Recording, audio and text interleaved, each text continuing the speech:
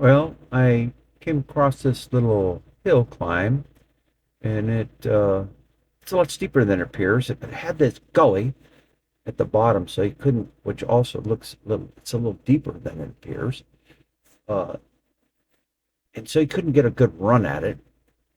There was some loose rock, especially about three-quarters of the way up. I probably should have walked the hill first, but I thought, well, I'll try to make it in two-wheel drive. I have street tires on there with about 18 psi. So I started climbing two-wheel drive. You see, I stopped right here and I put it in four-wheel drive. I didn't put the lockers on, just put it in four-wheel drive. And then I just went up slowly up the hill, and it did pretty good. It slipped a little bit, but when it did, I just slowed down a little more. Uh, you see, when I get to the top, they start to spin again, and so I didn't let them spin much. I just went slower and just creeped up the hill ever so slightly. That Honda's got a lot of low end torque. It doesn't go fast, but it's got low end torque, and it'll creep up almost anything.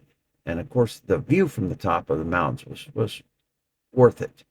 So that was pretty nice. Yeah, there you see, I can get going again.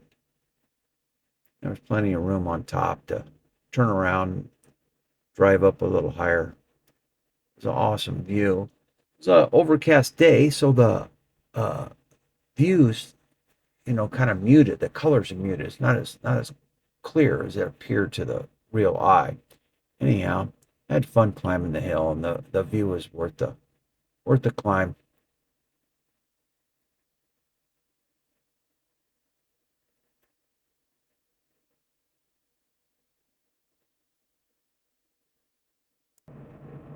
So I went down the back side of the hill. I didn't go up the back down this way I came up. I went around the back, check it out, check that view out. You can see I stop here and get the four-wheel drive uh, unstuck. I had to stop a couple times. I didn't want to come out of the four-wheel drive and go back to single. Eventually it did, but took a couple of tries, and I started heading back to the. I've got this sped up four times the speed,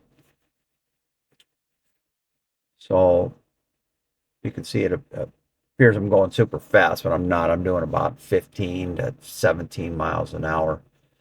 Anyhow, this is what the desert terrain looks like out there, and they've got some posts. They're thin fiberglass posts that have numbers on them. And I had a book I bought at the little game store in Quartzsite that has all the routes on there and the matching numbers. Because that desert's huge. You can get lost easy if you don't, know the roads. There's a million roads out there, and so those signs are very helpful. And on them, they'll have an arrow of which direction that road number is going. And sometimes they have two or three numbers on there if there's a crossroad or, or a split, and they'll have the arrow pointing corresponding road number. So that was very helpful to use that book and uh, check out the road signs.